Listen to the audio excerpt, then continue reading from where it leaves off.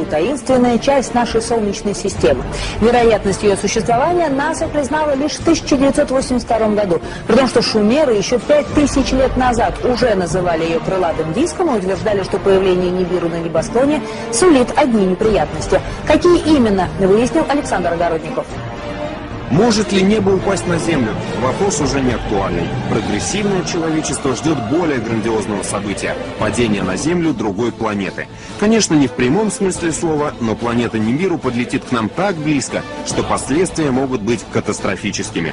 Дело в том, что Нибиру, или как еще ее называют планета X, гораздо крупнее Земли, а значит, ее гравитационное поле гораздо сильнее. Его разрушительное влияние мы почувствуем в конце 2012 года, когда сближение будет максимальным.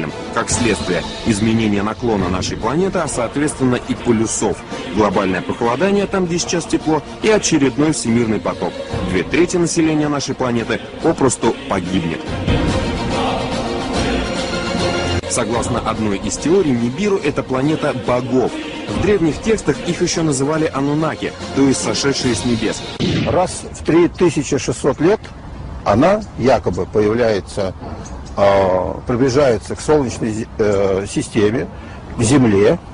Согласно некоторым расчетам, к 2011 году темную планету будет видно даже невооруженным глазом, а 21 декабря 2012 года Нибиру пролетит мимо Земли и засияет на нашем небосклоне яркой красной звездой, словно второе Солнце. Кстати, по случайному ли совпадению или нет, но именно в этот день заканчивает... Про неї знали ще стародавні шумери. Про неї знає і НАСА. Та на уроках астрономії ви не почуєте про неї ані слова. Колись вона вже була тут. Існування невідомої планети забороняють говорити вголос. Нібіру. Ліпше запам'ятати назву цього світила, бо вона наближається. У 72-му році Джозеф Брейді з Каліфорнійського університету помітив, що якась невідома планета викликає гравітаційне безладдя орбіти комети Галлея. Розрахунки астронома показали, що вона в 5 разів масивніша за Землю. Та цю інформацію швидко прикрили, пославшись на похибки дослідницького апарату. Тривалий час дослідники НАСА замовчували відомості про Нібіру. Усю інформацію про неї суворо оберігають і не піддають розголосу. Повторення всесвітнього потопу. Це станеться, якщо Нібіру пройде над одним із полюсів. Крига розтане, і спасіння тонучих – справа рук самих потопельників. Інформацію про Нібіру і досі замовчують. Жодної програми, жодного документального фільму. НАСА не публікує результатів своїх досліджень. Та зараз мовчати вже немає сенсу. І відомості про червону планету спливають на поверхню. А в травні 2012-го її побачать усі неозброєним оком. У вересні того ж року Нібіра буде схожа на друге сонце, тільки червоного кольору. Та найгірше чекає на нас у грудні 2012-го, коли Нібіру наблизиться до Земли на ризиковану дистанцию. Небесное тело, превышающее размеры Земли в 5 раз, пройдет по орбите в опасной близости от нашей планеты. Сила его притяжения будет настолько мощной, что Земля может поменять наклон. Если это случится, то изменившаяся ось вызовет смену магнитных полюсов. И тогда на планету обрушатся невиданные силы наводнения и извержения вулкана, сметающие все на своем пути смерчи и землетрясения. Это Захарий Ситчин, знаменитый американский ученый. В 1978 году Ситчин делает сенсационное заявление. В Солнечной системе вовсе не 9 планет, как считает официальная наука, а 10. По утверждению ученого, кроме всем известных планет, существует еще одна – Нибиру. Она блуждает в космосе по невероятно вытянутой орбите и проходит через Солнечную систему раз в 3600 лет. К теории Захария Ситчина в научном сообществе отнеслись с недоверием. Астрономы не могли поверить в то, чего не видно в космическом пространстве даже в самые мощные телескопы. Однако уже в начале 80-х, после длительных математических вычислений и построения компьютерных моделей, существование планеты Нибиру было доказано. В 1982 году НАСА допустило существование большой планеты, которой впоследствии было дано название Нибиру. В 2005 году американские астрофизики заявили, что на расстоянии приблизительно в 1 световой год от Земли располагается огромное космическое тело. Но главное, На огромной скорости оно приближается к нашей планете.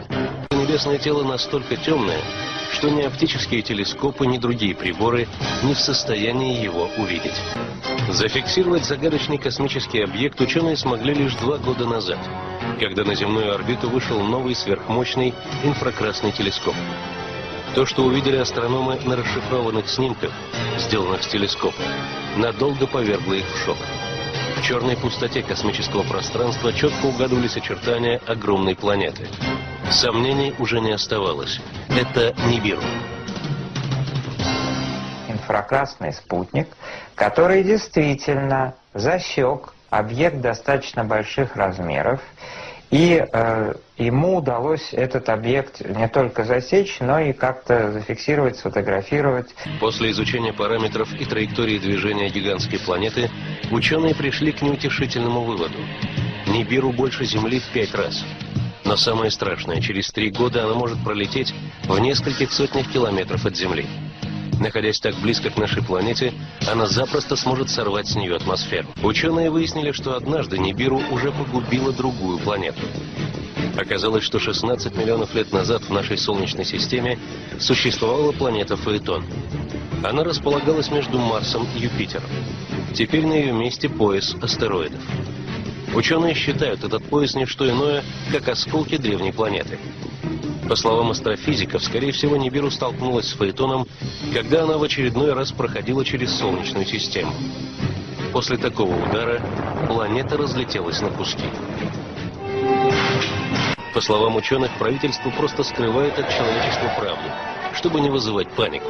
Представители всех военных разведок мира эту информацию о том, что Нибиру может принести значительный ущерб, урон, разрушение и даже гибель жителей Земли, имеют. А не разглашается эта информация и не становится достоянием общественности только лишь потому, что НАСА и все эти структуры хотят спасти достойных представителей Земли, спасти всех, они...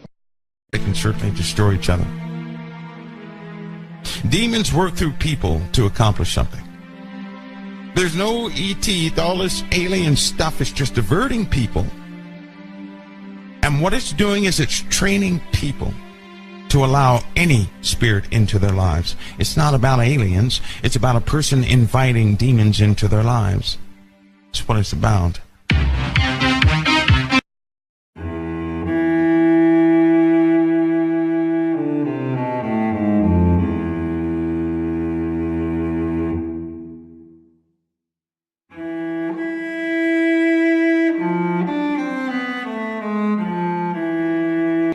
This world will turn upside down in 2 ways. Psychologically and physically.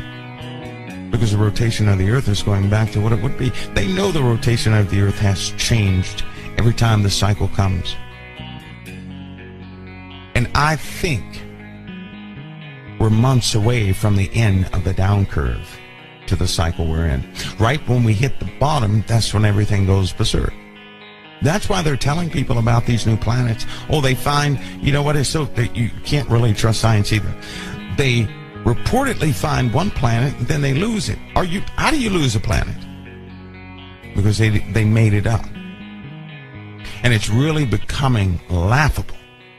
They're making up stuff, telling the public about all these different things. But I'll tell you this about the heavens. When the red dust begins to fall, what you better do is understand that that is the beginning of the end of everything that you knew. When that red dust comes, when it settles upon the water, when it covers the moon, and the moon turns red, you better know that is the beginning of the end. Not the end of the world, but the end of things that you knew. You better start walking spiritually today, that when that day comes, you'll be okay. You don't know if you have months left. Let me tell you how fast it can get here. Can I tell you how fast it can get here? We could be here today talking on air, and that red dust could begin to fall tomorrow. Do you know why? Because it's a matter of almost like fluid dynamics. certain parts of celestial mechanics. A lot of static involved, electronic discharges. But it's traveling so fast it could be here upon us before anybody can notice it was even traveling. We know that we live in the time because 5 asteroids have been determined with the same material they dug up. Listen to what they've been doing. These archaeologists have been digging up dust and materials. So we send all these probes out in space, trying to read the debris of a tale of what's really passing, while they woo and awe you with things that are passing the Earth in the public's eye. So they're matching up what rock goes with what, so they can find the cycles of when the surface of this planet cracks up. And they found their matches. 35 specimens. 35 samples matched with 35 known objects and dust trails they found in space. They can, through the real type of time measurements, not carbon dating, that is absolutely ridiculous, they can now find out when it's coming back. Let me give an example. Apophis goes by us, listen to this, Apophis goes by us in 2029, correct? Why does it come back 7 years later? It's not coming around until 2029. That's more than 7 years. But when it passes us, it's coming back 7 years later. Do you guys understand me? They quit talking about Apophis because it probably will hit us in 2036. I would go so far as to say it will hit us. It will hit us. All right? But it's coming back 7 years later. So what does that tell you? All this stuff on the internet that you read about the orbits of comets and things of that nature. And they tell you, well, it comes back every 3,500 years. That's hogwash. Why does Apophis go by in 2029 and then 7 years later it comes back? All this talk about these cycles that they have told the public, that they have set people strategically out there to leak a story. Listen, you want to make sure you get a lie into the public venue? Then call a story a leak. Everybody runs away with it. Or say somebody died to get this information out. See, what I'm telling you is that you can hardly trust what's out there. But you can see, you'll be able to see that red dust. You're going to be able to see it. You'll understand what a meteor storm is. All right? You're going to see things hitting the earth. And when the great hail begins to form, you'll know that the forces that have held so many things together for so long are out of whack, because physics will break down.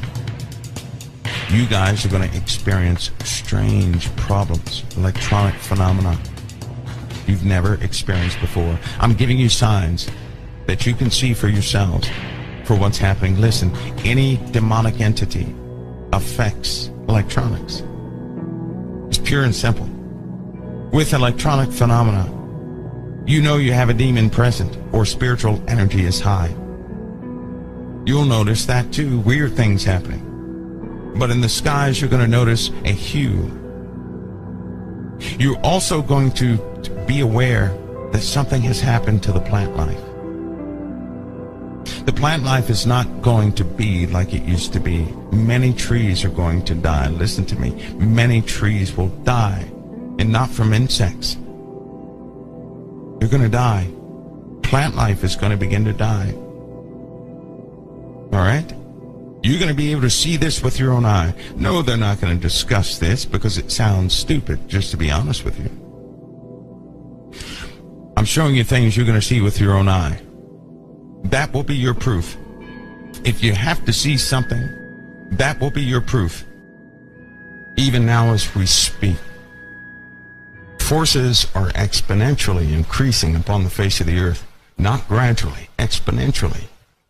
Do you know what that means? Magma is on the move under the crust of the earth like you wouldn't believe. It's only a matter of time, of days, until a big poofy explosion. I mean a big magma explosion. The oceans in the south Atlantic and South Pacific. Life is going to die there. Get ready for more lobster floating up to the surface, fully cooked. I bet you could reach down there and just eat it yourself, crack it open and eat it, right?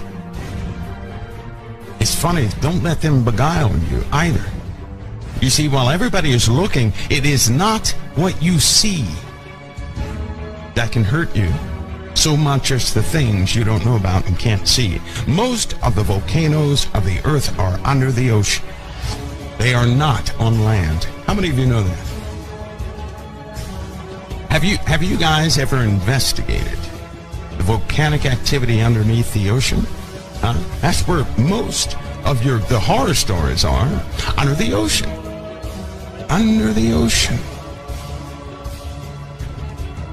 And we're not talking about just, have you guys ever heard of a black volcano? Not because it is black, it's because it oozes out carbon. Black stuff comes out of it. Well, they have other volcanoes where nickel comes out of it. All sorts of things. Now, what is this going to do? Well, let me tell you, let me give you this. As this continues, we have stuff going into the atmosphere. You may know it or have heard about it as climate change.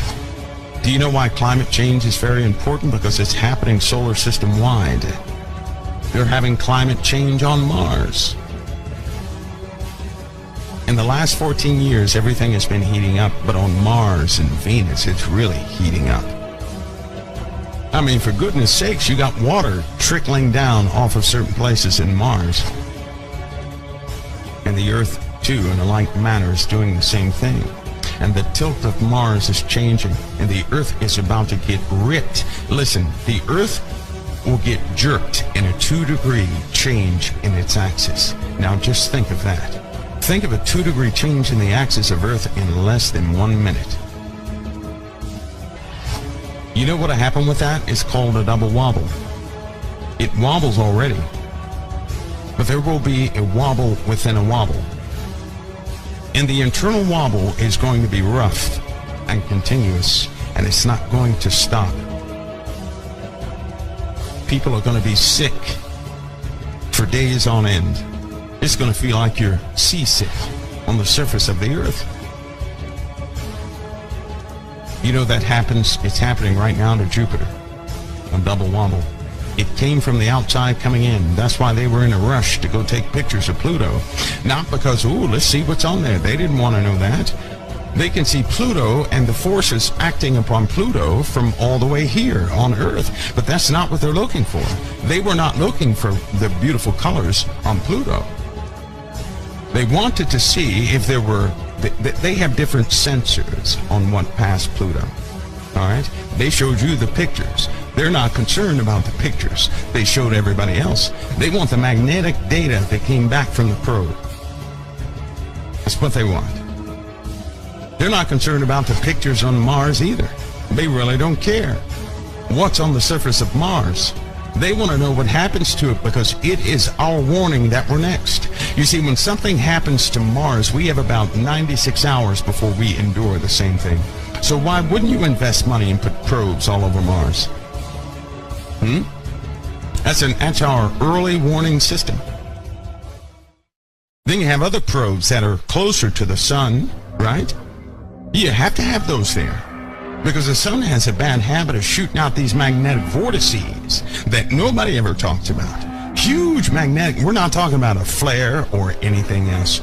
We're talking about a magnetic vortice, which can actually affect our magneto. If one is pointed in our direction, you will not see it. But guess what happens? The sun will turn red just by the photons being dragged in different directions.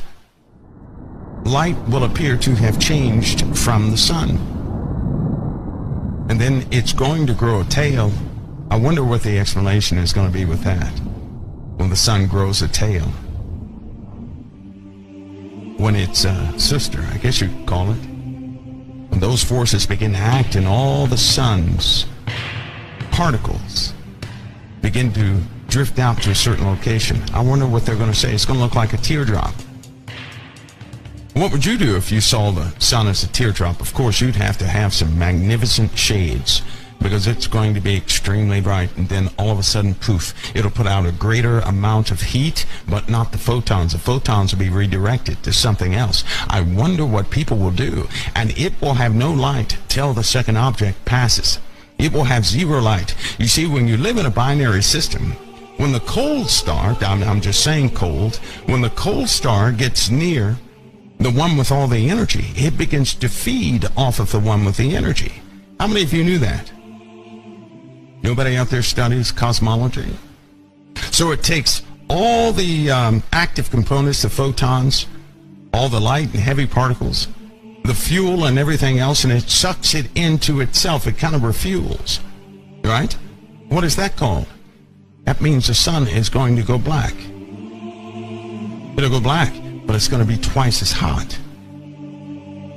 They lied to people about an ice age. Let me tell you about this ice age garbage that they put out. In the North Atlantic Ocean, right? You've heard of the Gulf Stream. People said, well, the Gulf Stream has stopped. And some people say, well, the Gulf Stream is still going. I know for a fact the Gulf Stream has not stopped. I know that for a fact. There are sensors in the ocean. You interpret the data, and the Gulf Stream has not stopped. Something else has happened, though. You see, hot water flows on the surface of the ocean, right? It will evaporate, losing what it will do is lose some of its content, and it begins to sink. That water begins to sink at a rate of, I don't know, so many feet per second, which causes the currents in the ocean. Right? The cold water is down at the base of the ocean. The hot currents are at the top of the ocean. And salinity is very important. The content, right, of the water is very important. The salt content and everything else.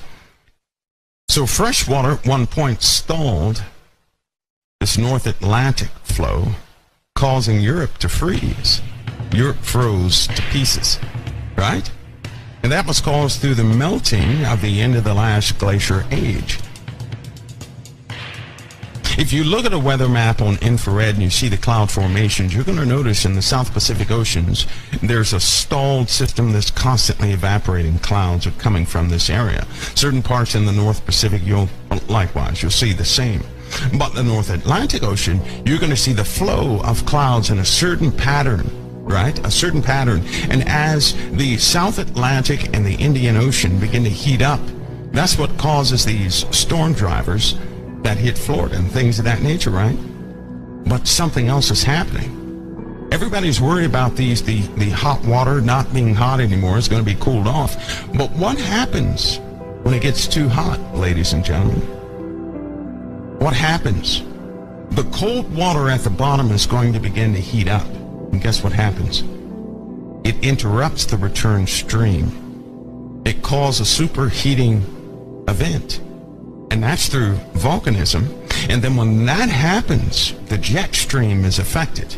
And then when that happens, you have massive turbulence in the jet stream. And then when that takes place, the current drivers in the southern hemisphere of the Earth overwhelm the flow of all the oceans. The jet stream reverses. The currents begin to change. They do something weird. Ocean life begins to die. All because of volcanism. Not because of your cars or cow farts. Nothing to do with that. The same process is also happening to other planets. What do we see here? We see an increased energy activity inside the Earth. We see increased energy activity inside the sun. We see increased magnetic energies. You see, Mars is a very weak magnetosphere. So why is it strengthening? Because something is activating the components inside of Mars. What I'm saying is this: something is irradiating the core of the planets. Radiation is pouring into the Earth right now. It's pouring into the Earth. Radiation is pouring in to Mars, to the core of the planet. Radiation is certainly pouring into Venus. Where is it coming from? Where is this radiation coming from? From something approaching. we're dealing with greater and greater amounts of radiation. Greater and greater amounts of radiation. Radiation is energy. You know what? If you have a pot that's not boiling in a pressure cooker, you have no problems if the seal is not right. Right? You turn your eye up just a little bit more. What that is you're introducing more and more radiation in the way of heat to that water, causing it to boil. Now, when it won't boil under massive amounts of pressure, it becomes superheated. Then if you allow oxygen to come in there, then for poof, right? Something's going to go wrong. In like manner, something's happening like that to the Earth. That's why magma is on the move like you've never seen before.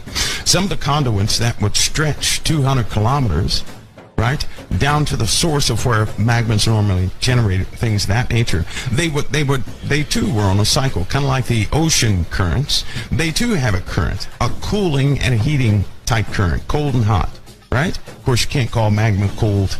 You can call it hot. But you had these cooler regions that was solidified back in the rock. What's happening is it's not cooling. It's heating up. So the rock is disappearing. That's the only thing holding Yellowstone from going kapow. Right? It's the only thing holding Yellowstone back from doing that is that the rock is solidifying. But we have a problem. It's too much energy. Too much heat. The heat factor is going up inside the Earth by external forces, which means nobody can do anything about it. It's coming from out there. And what's happening is that our magnetosphere allows photons to enter into to the surface of the Earth harmlessly. You know, that infrared energy. That's why you feel the heat of the sun. But it blocks ultraviolet. So does our atmosphere and everything else. But what's happening is through atmospheric compression and changes in our magnetosphere, charged particles are coming in to the surface of the Earth. And they go right through the surface into the core, where they're already, they're just activating the core of the Earth. I mean, making it hyper, like somebody needs to get the core of the Earth some Ritalin to, slow down. But this is a process this Earth has undergone. They won't tell you this. This has happened before. More and more cosmic rays are coming in and heating up the Earth from the inside out. That's going to cause volcanism. It's going to cause a type of swelling. Right? They tell you that we have sinkholes because the water is gone and people dug out too much salt. Well, the water is leaving. What happens when magma is flowing under a big circle of water in the Earth? Does not the water begin to evaporate? It can go through a chemical change also. The components in the water can go through a chemical change, and now you have superheated liquid. That happens deep down in the Earth. You can scarcely call it water. You can call it superheated liquid. And if it's ever exposed to oxygen, because most of the oxygen is burned off, so how can you call it water, H2O? I these are really weird things that have been happening underneath the crust of the Earth. No one needs to talk about it because you can't go and investigate it. But it's going to become obvious to the point where our oceans, because has anybody ever heard that the oceans will boil? Have you ever heard that? The oceans will boil. What could cause the oceans to boil? What could do that? I'll tell you what can do that. A change in the atmosphere. If something happens to our atmosphere, in less than 2 minutes, the ocean water will begin to boil. If it happens slowly, nobody's going to live on the coasts. No one. And guess what? It's happening slowly. So it's going to be very difficult to breathe on the coasts. It's coming. It's coming. Climate changes, the real type climate changes, spiritual endurance that we have to have, physical changes we're going to feel in our body, emotional changes inspired by the loosening of more and more demons because mankind is inviting them, materialistic destruction, a phenomenon that the Lord's going to do for us and against the world, right? So we have to deal with quite a bit, a lot. But the changes in the crust of the Earth will happen at the probably one thing that's going to startle most people, capture their attention, is the overwhelming increase in meteor storms. Now, I have really put forth an effort to warn people of meteor storms that are coming, to make them aware that meteor storms are coming to this Earth. Well, now they're going to have to just experience the meteor storms, the crustal displacements, and things of that nature. So guess what? We have to prepare our souls in truth, because the change is at hand. And I'll tell you again, August, October 2017, that's your true time. You need to prepare in everything. Listen, everything up to that time. I know the second wave is coming in 302 days. It's going to be 500 times stronger than the first one. And if you go back on the instruments, you'll see the impact of the first one. You'll hear the stories about the electronic phenomena that took place in space. You'll notice that the sun also reacted as soon as it got in here, and that was very minute. This one's 500 times the magnitude of the first one, and that's in late December it hits. But your true preparation, because nobody knows what that's going to do, but your true preparation spiritually, and the end of that thing is 2017 is a harsh decision you're going to have to make, which means every hour counts. And you're going to see changes in the coming days, weeks, and months like you wouldn't believe. In the coming days, some of you may have to look 3 times, because the world is going berserk. Wouldn't it be sad? Is this a sad thought or what? Imagine yourselves in your house. The Lord comes to you and he says, "Child, stay in the kingdom, because this house is going to need you." So the first 6 weeks you're in the kingdom, you're doing everything. A year later, guess what happens to you? You say, well, nothing bad is happening. Then you start slipping up, doing things in the world. And when you do that, sure enough, calamity comes to your home. The whole house is torn apart. And then you say, well, Lord, you didn't warn me. And he'll say, yes, I did. This is how it's going to be with a lot of Christians in the United States of America and abroad all around this world. When they start giving up left and right, they're going to say the same thing. Well, nothing's happening. I can relax. Why do you think everybody wants a date? They want a date so they can go back to sleep.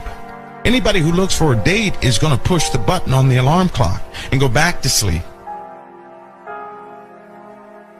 They're going to go back to sleep. Every hour is precious. And when it becomes, listen, I'm trying to stress to you, when it becomes real. When it becomes real, it's too late. Do you understand that? When it becomes physically real, it's too late. There's no more prep time. Now you're in the middle of it. You can only prepare for things before it happens. Once it begins to take effect, you cannot prepare. You have to utilize what you have. Can you not see the mercy and the grace upon our lives? All this time people complain, well, nothing has happened yet. You better thank God nothing has happened yet in your life. But that's not for everybody. Brutal killings, rapes, murders, just you name it, every second of every day. Tens of thousands go missing every single month. No trace of them whatsoever. And you're telling me nothing has happened yet, and you're looking for a date so you can spend time at a bar a little bit longer? You're looking for a date so that you can strategically set up a time when you're going to conform to the word of the Lord? And you refuse to do it today? That's why you look for a date? To that person he will say, "Depart from me, you worker of iniquity, I never knew you." Anyone who seeks a sign is truly a wicked generation. It's a wicked generation because they don't want to stay prepared. They want a warning so they can get rid of all their trash and then sit up straight like they acted good all along. Like a bad student always wants to know when the teacher's coming back. But the good student is preoccupied with their work. The bad student is peeking all the time. Is the teacher coming? You only peek for the teacher when you're doing something wrong. You only peeked for your parents when you were doing something wrong. Because when you're doing something right, you're in a different mindset. The people who look for a sign are doing something wrong. Jesus said that, not me. He said it's a wicked generation that seeks for a sign. And many people still can't comprehend that.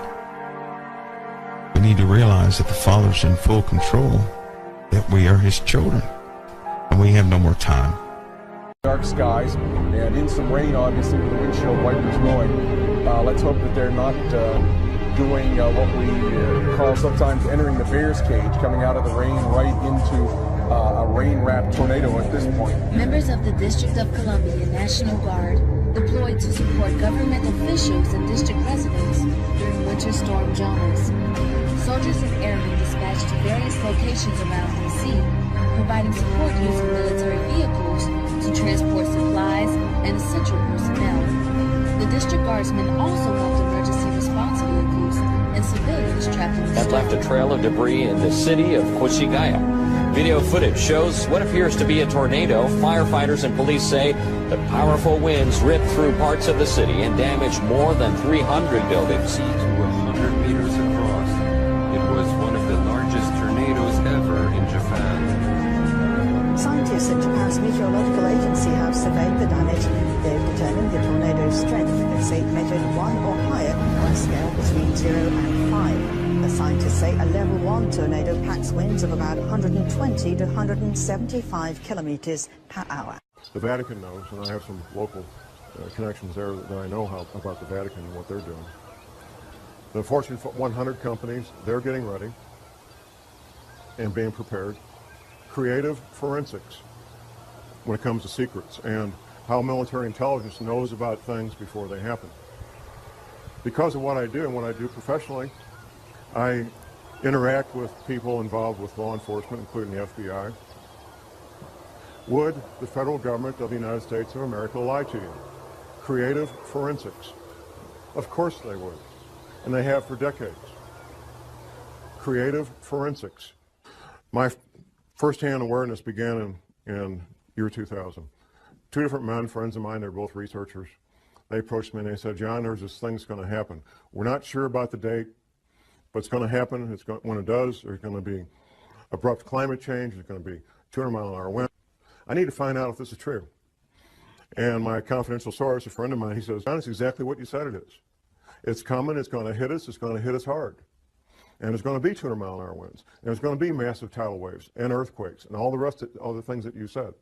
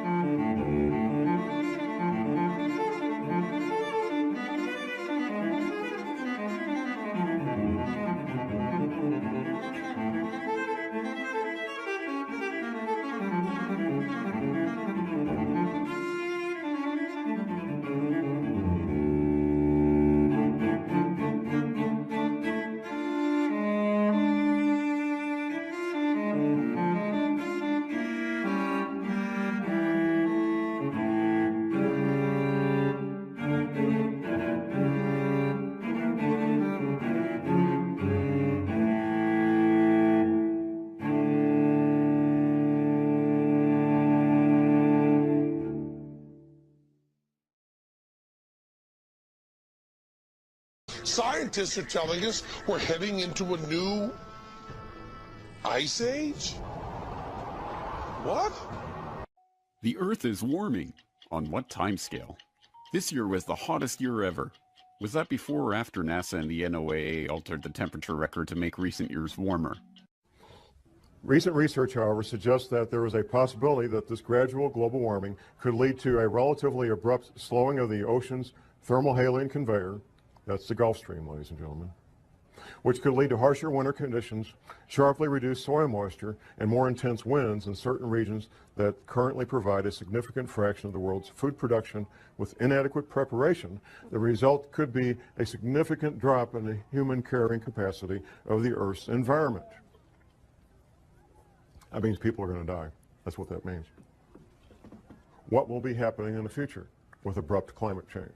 The science fiction is what's going to cause it. And the science fiction is human activity creating CO2 greenhouse gases. That's the science fiction.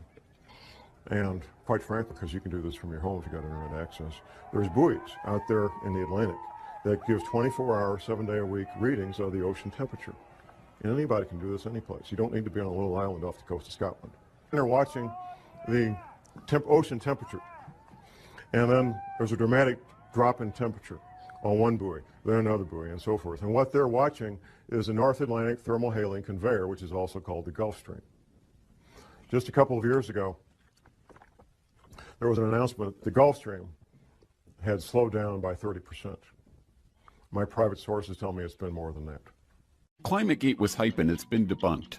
The UK Information Commissioner found the ClimateGate scientists guilty of breaking the law by hiding data from the public. What we're going to learn today is known by the major world governments. I doubt the president of Zimbabwe knows what we're going to talk about, but the heads of England, Canada, United States, Russia, China, they all know, and they're making preparations. The Vatican knows, and I have some local connections there that I know about the Vatican and what they're doing. It's coming, it's going to hit us hard. And it's going to be 200-mile-an-hour winds, and it's going to be massive tidal waves and earthquakes and all the rest of all the things that you said. Because I did pretty quickly learn what would be causing the rising ocean levels and abrupt climate change. These men. At the Arkansas, Missouri Ozarks are one of the known safe havens when all these events take place. You want to get to the heart of a matter, that's the way it's done. You find witnesses who don't know each other that have the same information, and you interview them at different times, different places. On one of the breaks, I have a man walk up and introduce himself to me. He says, "John, I'm in the insurance industry. And we've wondered for years, us in the insurance industry, why is there such a cluster of retired Navy people in the zip codes of the Arkansas, Missouri Ozarks? Now I know. Now I got my answer." The Navy knows. Another pistol student of mine, a retired Navy guy, I said, "What's the altitude of your new home?" He told me to the foot the altitude of his new home. How many people can do that? Almost nobody. He told me to the foot the altitude of his new home in the Arkansas, Missouri Ozarks. How many planets are there in our solar system? 9? Okay. I've announced the finding of the 10th planet, named Xena. Do a Google search. They did. Don't take my word for it. NASA announced the finding of the 10th planet, named Xena, 29th of July, 2005. Parade magazine and the Sunday newspaper. It was the front cover of the January 15th, 2006 edition. Models project a temperature increase of over 2 degrees this century. And these same models overestimated warming over the past 15 years by 400%. After the NASA press announcement in July of 2005, he calls me up and he says, "John, you're not crazy. There really is a 10th planet." NASA said so. I said, "Thank you very much." There has to be a cause. The cause is the 10th planet.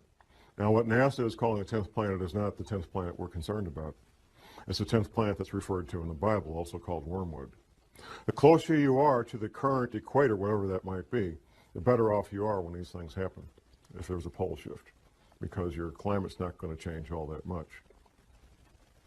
If you're in Miami, Florida, and we have a 20-degree pole shift, you're not going to end up with a really, really bad winter. You're going to have a mild winter.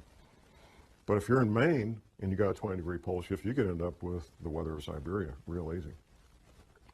And when this 10th planet comes through our solar system every 3,600 years, it just causes severe problems on our planet, interacting with the Earth electrically and with gravity both.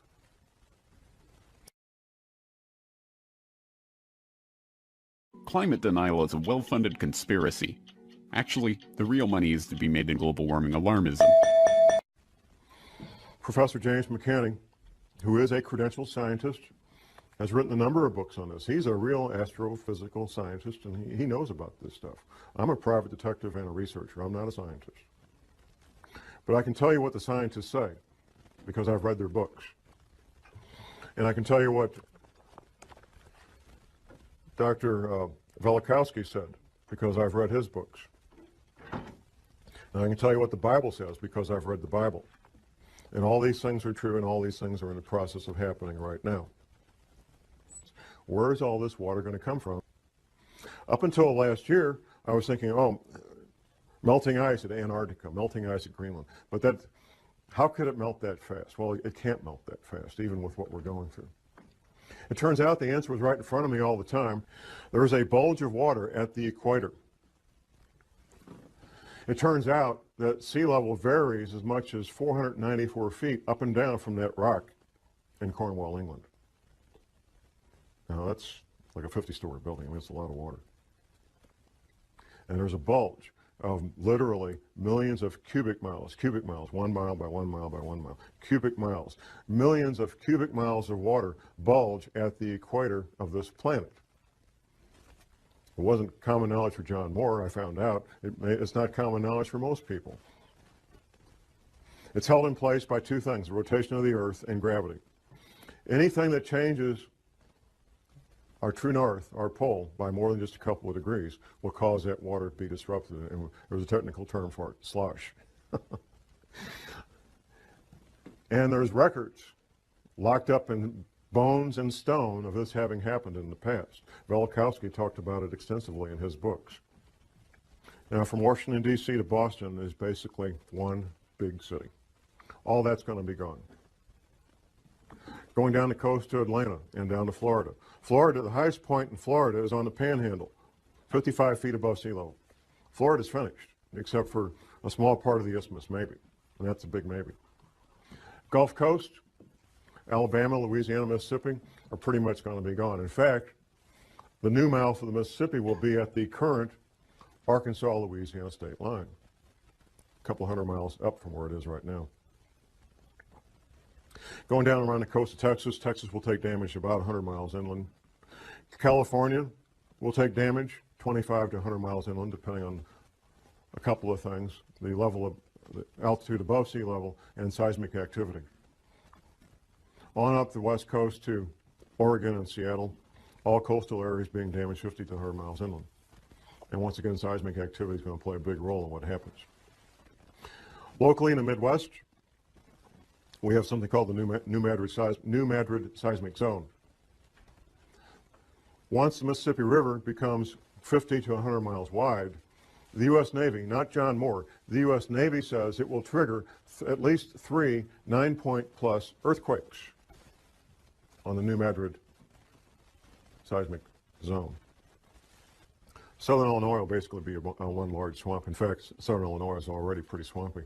If you fly over the Mississippi River right now, you can see where the river used to be. You can see where its banks were at one time. A much, much larger river than it is now.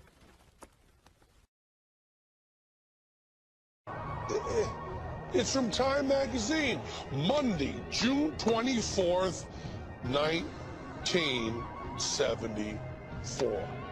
Yes, to quote the title of Penn and Teller's TV series, this video will look at bullshit, or to put it more politely, urban myths that have grown up around the subject of climate change. Now, the real timeline.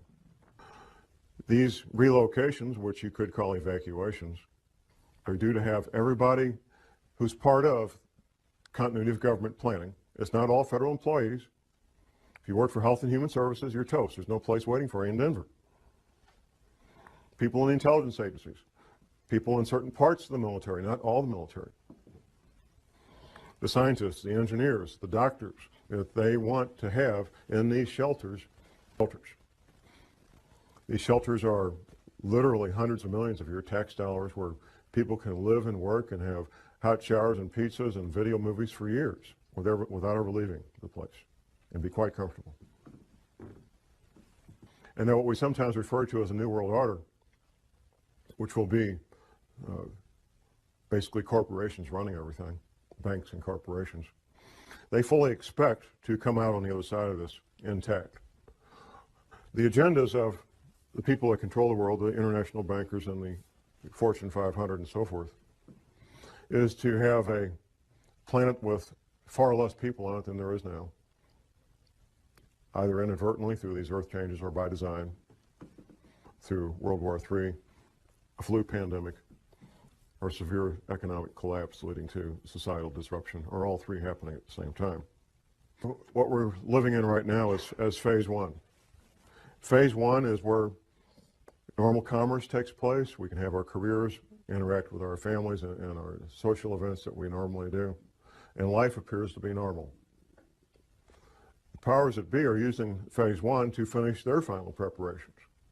Phase two will be when these earth changes events, abrupt climate change, bizarre weather, earthquakes, tidal waves, all become so numerous that they become daily news.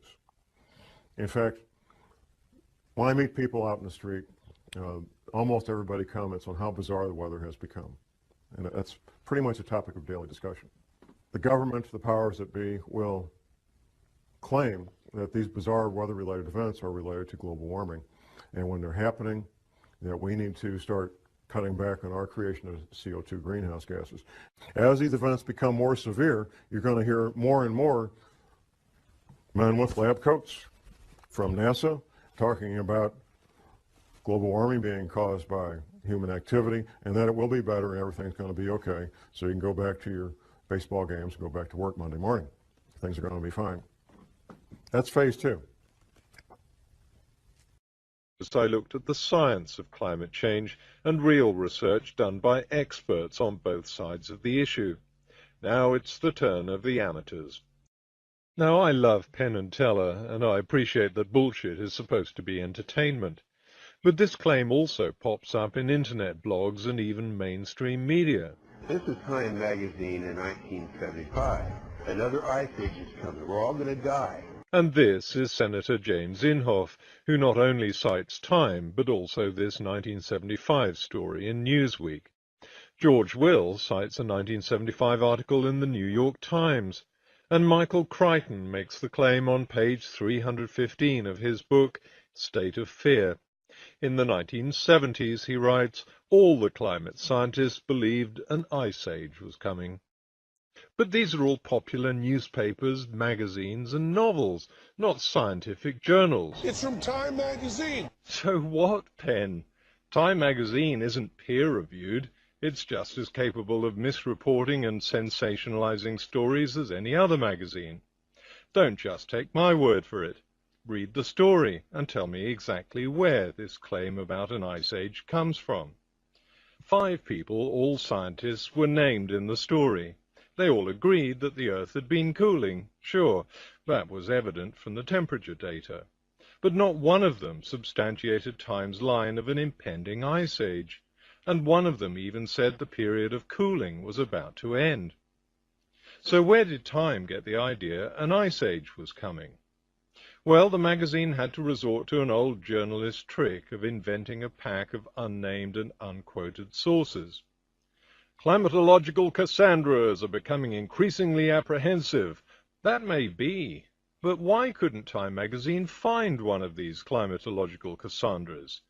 Perhaps because they weren't as numerous as the headline and the hype suggest.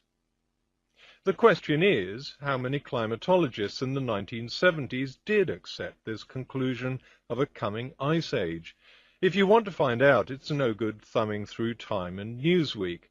Boring as it sounds, you have to look at the scientific literature. Phase 3 will be a relatively short period of time. It may be a matter of a few days, maybe a week. It won't be long. At some point, people will realize that things are very strange and very dangerous, and they'll start doing things they normally wouldn't do. Most men, and it's mostly men because of the nature of the work they do, some women, who know about what we're talking about today, just simply go about their lives and keep quiet about it. They're not public speakers. They take care of their family. They take care of themselves. And the rest of you are on your own. Phase 4 will be the end of the world as we know it. Once these oceans come up, the infrastructure that supports normal human activity will be wiped out. The housing where 100 million people live will be damaged and or destroyed. The potable water that these people rely on will no longer be potable. The food that they rely on to eat will no longer be available. It will not be a pretty picture. Martial law will be instituted probably before that, which brings to mind these other scenarios. What are you looking at? You're looking at curfews. The curfew could be from 10 o'clock at night to 6 a.m. The curfew could be 24 hours a day. Restrictions of sales of firearms, ammunition, and alcohol. Rationing of fuel, rationing of food, potable water rationing, possibly rationing of electricity. We've seen that in Iraq a lot, depending on what's going on. Martial law is not a fun thing to be part of or live under, even if you're part of the occupying force, because it changes your life. And the Navy says these oceans will come up over a period of about 30 days. Once these events get in motion, these water levels, these oceans, these tsunamis, tidal waves will take place over a period of about 1 month. Altitude. The Navy says that everything 100 feet sea level and below will be completely destroyed. The Navy says everything at 400 feet and below is at risk of being damaged and or destroyed. But there's more to this. There's how close you are to densely populated areas. Now, the Appalachian Mountains, for example, in North Carolina and so forth, would be highly desirable places to be if it wasn't for being so close to literally tens of million people who are going to be hungry and without potable water and without electricity. That's what makes those areas undesirable, even though they will be safe in terms of geology and rising ocean levels. Dollars, if you call a dollar up value for future use, possibly gold coins, possibly silver coins, to store up a lot of value in a compact area, compact space. Before, however, I would get gold coins or silver coins, I think I would look at other aspects of preparedness. That's why I want to focus on the final part of this presentation is preparedness. So let's look at the stepping stones, the building blocks of preparedness. First of all, and most important, is spiritual preparedness. That our American POWs who were incarcerated in POW camps in World War II, our American POWs who had strong spiritual beliefs, were far more likely to survive what went on in his POW camps than those who did not. Eating the same food, having the same medical attention, doing the same work, wearing the same clothes, living in the same buildings. Those who had a strong spiritual foundation were far more likely to survive those conditions. We know that for a fact. It's not my job to tell you what your spiritual beliefs should be. My job is to tell you need to have strong spiritual beliefs, whatever that might be for you. Next comes skills. The skills of a farmer, a gardener. You will be growing your own food. The skills of a paramedic. In a future where things no longer work like we're used to, you're going to be your own paramedic, or you're going to sit there and watch your loved one bleed to death from a chainsaw accident or whatever it might be. An EMT course is 1 semester at your local junior college, maybe $100, $200, and you'll know more about emergency medical matters than 99% of the people in this country. 1 semester at your local junior college. You don't need to worry about passing a test unless you intend to be a paramedic or an EMT. You don't need to worry about taking a test at all. You want to learn the skills, and you want to get a kit equal to your skill level. Now, the paramedic training is 3 more semesters of college on top of that first one, and then you'll have a skill level almost equal to a medical doctor when it comes to emergency medical treatment. The skills of a ham radio operator. I've been in places, I've been in combat, and I know what it's like not to know what's going on. Being able to instantly and effectively communicate with your friends and loved ones, and we found this out during Hurricane Katrina, two-way radio communication that you control could mean the difference between life and death. In Hurricane Katrina, it was a matter of life and death for many people. The ability to communicate with their loved ones, let them know they were okay, ask for help, or be able to give help. The skills of a backpacker, being able to carry everything you need on your back, your shelter, your clothing, your hygiene needs. Being able to clean yourself out in the field, prepare food out in the field, and do so in a manner that doesn't make you sick. Being able to take water out of a stream and filter it so you can drink it without getting sick. All the things that a backpacker knows, the skills of a soldier. In a severe crisis like Hurricane Katrina, for example, you're your own cop, you're your own soldier, or nobody's protected. That's what it comes down to.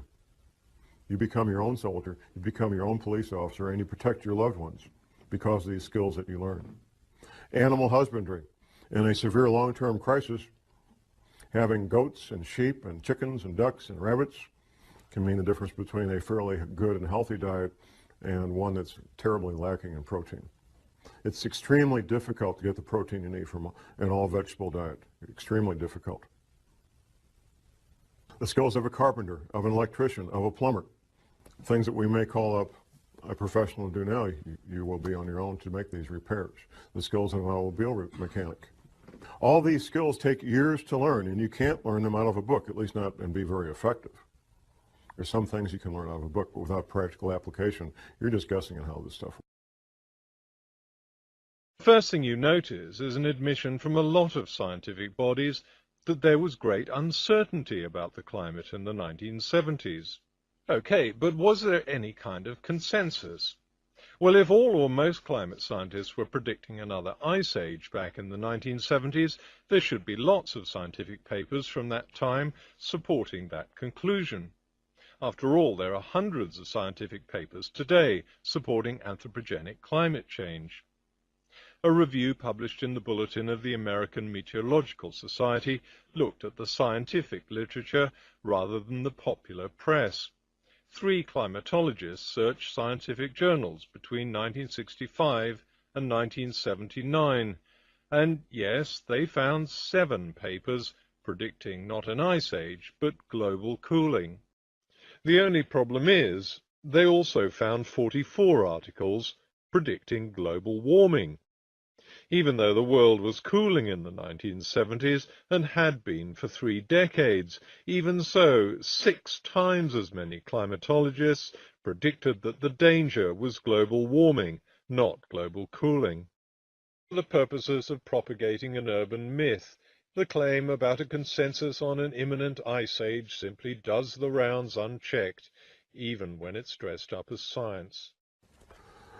I mentioned Wisconsin will be gone. The Great Lakes will become one vast inland sea joining up with Hudson Bay up in Canada. That's what the Navy says. Gone. Wisconsin's gone. It's finished. There's not going to be any more Wisconsin. Florida's gone. Louisiana, Alabama, Mississippi.